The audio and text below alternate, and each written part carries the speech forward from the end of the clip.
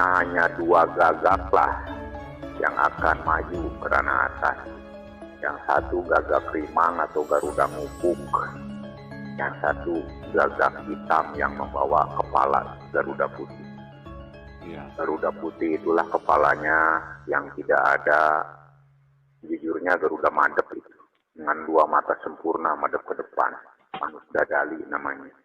Eagle White kan saya bilang, 3 kujang ini sedang mencari raga. Dan banyaknya apa yang saya bicarakan, sampaikan sama kamu itu, semoga sebagai sharing, dasar saling mengisi, karena saya yakin dan menyadari bahwa ini bukanlah hak satu tubuh, menyangkut ke jiwa.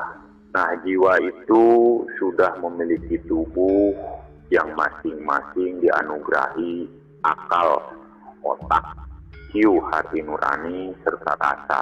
Disitulah yang saya tidak mau mengkuasai daripada apa yang saya terima ini. Inginlah berbagi, silang saling pendapat ini, semoga menjadi kekuatan dasar iman. Karena dulunya mani ya, mani itu herang putih, terus menjadi nami, sebuah bayi atau orok yang harus membawa iman awal perjanjian.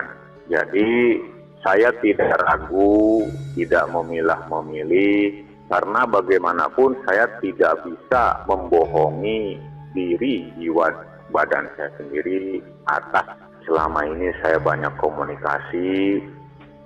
Karena sejujurnya saya pun bukan untuk memprovokasi, bukan untuk mengajak tujuan yang tidak baik, tapi kita melakukan ini semua mengimbangi atas fakta nyata kacamatanya alam dunia.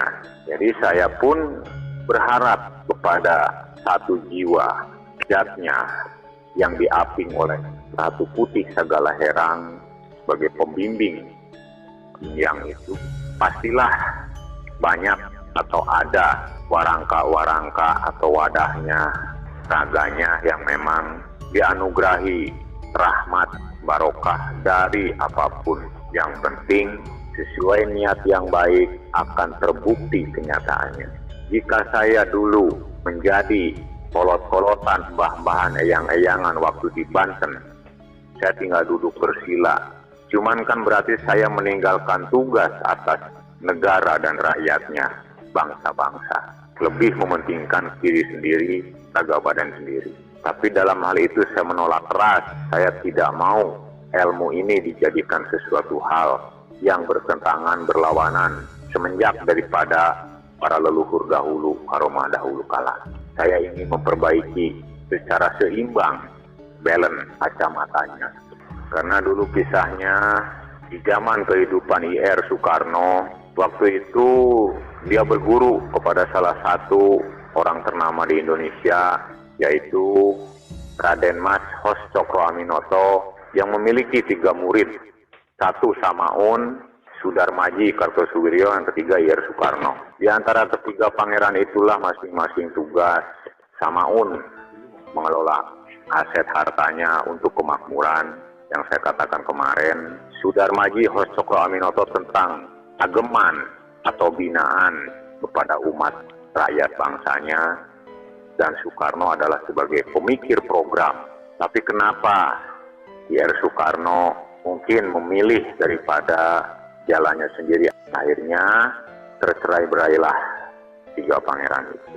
Jadi yang saya katakan, kita sekarang jangan berpikir salah dan benar, karena menyangkut 2 orang tua, kakek, nenek, leluhur dahulu. Siapa yang salah, siapa yang benar, jangan sampai tahu. Mati hidup jangan dipikirkan, dan surga neraka pun jangan berharap. Itulah yang dikatakan celak putih, celak herang, berbuat sesuatu hal tanpa berharap apapun, apalagi yang dikatakan surga. Jangan. Hindari pemikiran itu, lakukan sesuai kita alurnya. Sejenis malus segantar kekaitan, bulan 14. Dalam arti, apapun yang kita lakukan, dari sifat dan sikap, tengok kanan kiri, teruslah berjalan ke depan.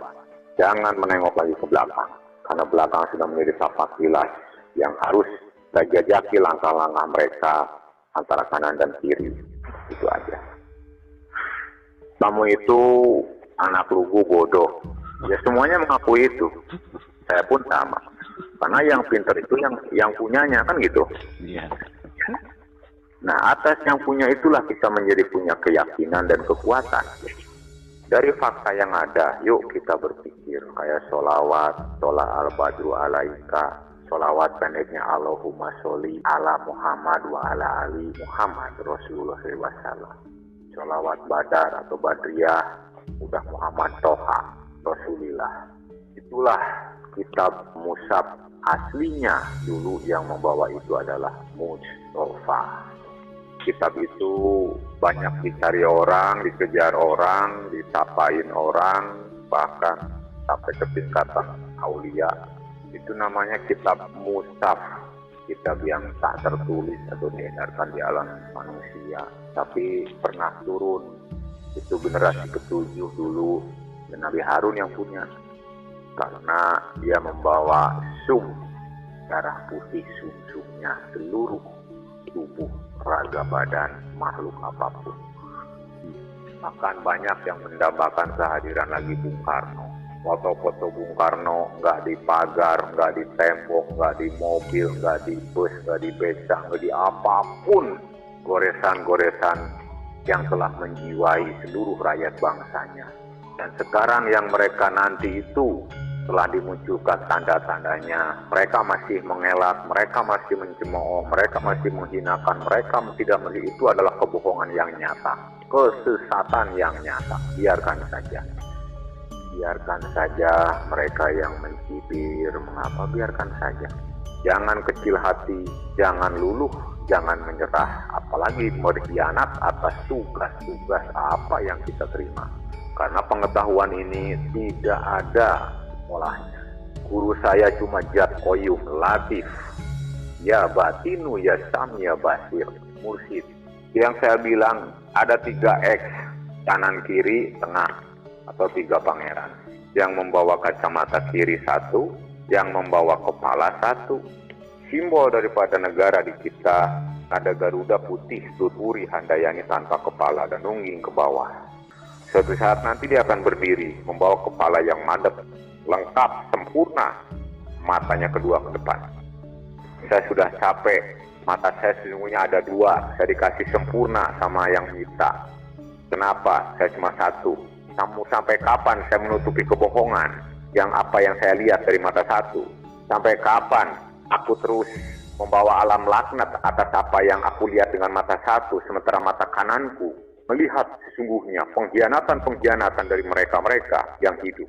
Apa kita tidak ngeri Garuda bisa bicara seperti itu? Mengutarakan lelah, letih, pedih, capek, ditekan. Itulah lambang 3 pangeran.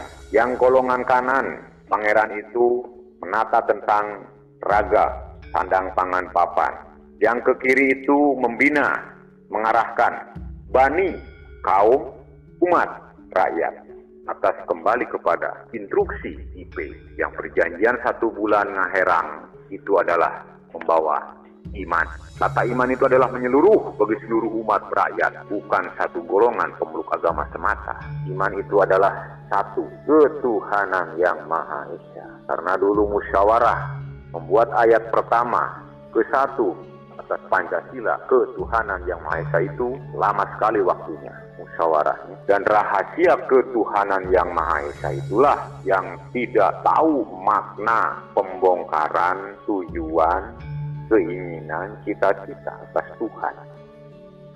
Karena yang madep ke kiri itu betul-betul patuh, tidak berpaling dengan apapun, sesuai lafaz la ilaha illallah ke kiri. Ya, sebetulnya tidak harus banyak orang gitu, dengan kudrat pasti, keyakinan, biar tempat menjadi sehat dan pancarnya kamu udah tahu. Tapi yang disebut Risulaweda ya. Ya itulah, kamu paham. Syukurlah sedikit-sedikit lama-lama menjadi bukit apa yang kamu lakukan. Itulah memang kenyataan. Apa yang kamu dapatkan itulah kenyataan. Ya, bagi saya sendiri pribadi sebagai manusia biasa, yang inti pentingnya saya ingin menyatukan seluruh pemeluk agama. Ada kitabnya, penyatuan. Asal syarat ketemu, menginjakan kaki, sudah.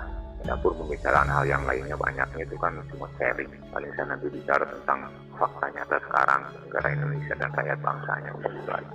Karena di sini pun saya banyak yang bertentangan daripada anak-anak sepupu Jaya dulu yang mendidik satu perempuan itu ternyata kan salah kaprah, gaib-gaib terus, harta-harta gunung salak dibongkar, ilmu naon mending ngabongkar gunung salak.